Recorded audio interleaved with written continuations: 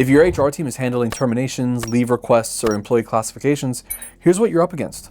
According to EEOC data from 2024, the average settlement, $40,000. Defense costs, $75,000. And that's just for one employee. Hey there, my name's Alex Castro. I'm a labor and employment attorney with AXC Legal based out of Fort Lauderdale, Florida. Everything that we're going to talk about today, it's not legal advice, it's general information only. But if it sounds like something you're dealing with and that you may need help with, click the link below to schedule a consultation with me. Sometimes HR teams get in trouble. Often they're because of technical violations, not because somebody intentionally tried to do something wrong or tried to do wrong by somebody. Laws change constantly. Court decisions update requirements. One employee issue comes up and it often reveals that it's a deeper problem affecting multiple people. And what worked last year may violate new regulations. Let's take a look at some Florida-based Department of Labor wage and hour cases. A pho restaurant chain in Broward County, $314,553 for 65 employees. Overtime and tip credit violations. Red Mesa Restaurants in St. Petersburg, $190,730 for 89 workers. Again, tip withholdings and overtime. La Katrina Tacos in North Florida, $124,592 for 39 workers. All about off-the-clock work and tip violations. Juan Sarinana Restaurants in Central Florida, $253,044 for 93 workers. Forced to work for tips only. These wage and hour cases are insanely expensive. So, on wage and hour issues, employees can go back at least 2 years to get unpaid wages back. And on top of that, the laws often provide a penalty for this.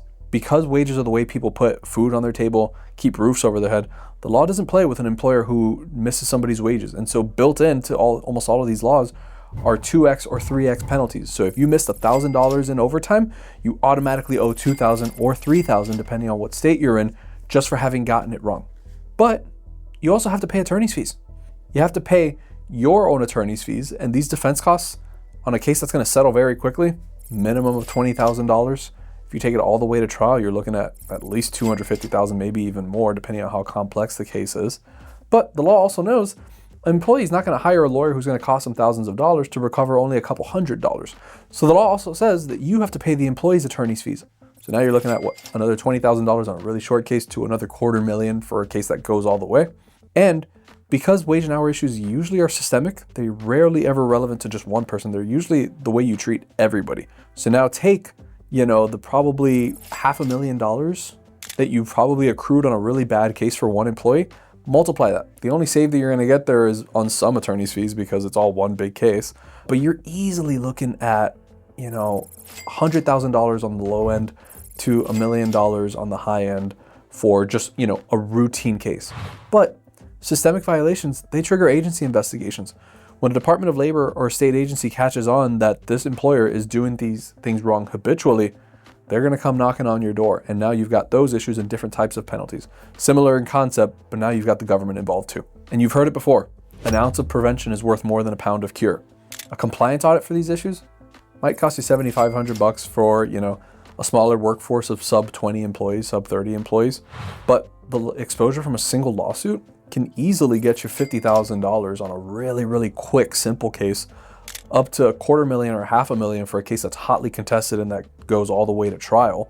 The response to the lawsuit, you're easily looking at, $10,000 minimum for just the initial response, and way more if you keep prosecuting that. So you tell me what's cheaper. The couple $1,000s it's going to take to hire a professional to talk about these things and make sure that you're doing things okay and identify things that need to be cleaned up, or the low tens of thousands to low hundreds of thousands to fix it when a lawsuit has already been filed or the Department of Labor is already at your door. What about wrongful termination cases? So these are your discrimination, retaliation type claims. They can sometimes be about the same cost as wage and hour cases, but the math on how we get there is very different. So let's talk about that. So the first things first, these cases are designed to put the employee back in the position that they would have been in, but for the illegal action. So if somebody was fired illegally or discriminatorily or retaliatorily, and they were out of work for 6 months, you, the company, owe them their back pay. In some cases, you also have to pay front pay. Because discrimination and retaliation are inherently human type offenses, the law presumes that there has been some emotional damage that has been done to this employee. But in garden variety type cases, you can expect a minimum of $20,000 in emotional distress damages. And for a situation that's really bad, easily a couple $100,000. Luckily, these things are capped by statute in a lot of jurisdictions. but you don't want to rely on that. Under some laws in some states, punitive damages are also allowed. So if a judge or a jury really doesn't like what you do and they really think what you did was really heinous and they really want to send a message, they might tack punitive damages on top of that, which are going to be a very pretty penny, easily tens of thousands, probably hundreds of thousands of damages if you've gotten that far where punitive damages are actually on the table. So these cases, run-of-the-mill case, you're going to settle for $30,000, one where nothing really bad happened, but you got to defend the claim anyway. But when things actually were done wrong, don't be shocked if you end up in, low $500,000 or even up to like $2 million in damages total bill. So if you're in HR, what should you do about all this? Let's start with the obvious. Document everything. Decisions, conversations that were made, policies that were applied and reviewed, all that sort of stuff. Make sure you update your policies when these laws change. And finally, have your attorney supervise complex situations. So things like accommodations or her ongoing harassment investigations or complex FMLA scenarios. If you're wondering whether your current policies or practices expose your company to these kinds of settlements, ask for a wage and hour audit or an audit on employment practices or classification review. A few $1,000s invested in compliance today can protect your company from six-figure exposure tomorrow easily. And if any of this sounds like something you need help with, click the link below to schedule a consultation with me. Always glad to help.